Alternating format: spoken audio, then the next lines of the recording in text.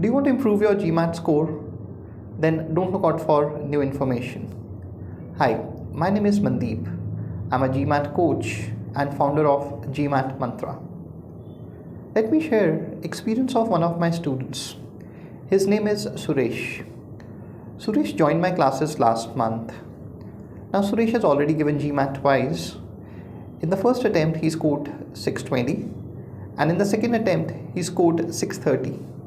And in both the attempts his quant score was 48.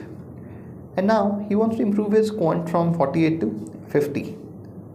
Now when I started taking his classes, I observed that after every 2-3 questions he was getting a question wrong. When I closely observed, he was making calculation mistakes. So when I observed that he was making a calculation mistake, I asked him to write down each step of calculation because he was in a rush to complete the question, and because of that he was making silly errors. He was making calculation mistakes. So I asked him to write down each step of calculation, because when we write down each step there is a very little chance that we make a mistake.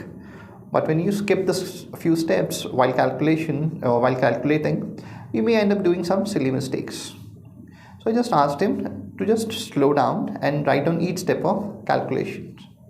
So for next 2-3 classes, I kept giving him same advice or same feedback, because knowledge-wise he was fine. Because whenever I asked him to solve the question, if he takes his normal time, he can solve any question. So the major reason he was getting questions wrong was calculations.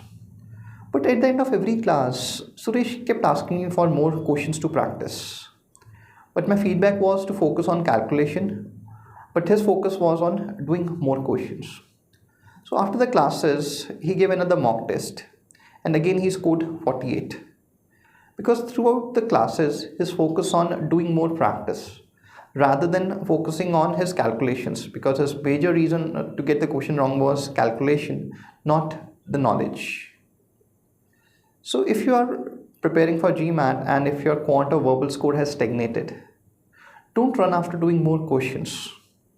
Figure out the main reason for getting a question wrong and work upon that. Don't run after more questions or more knowledge. Thank you.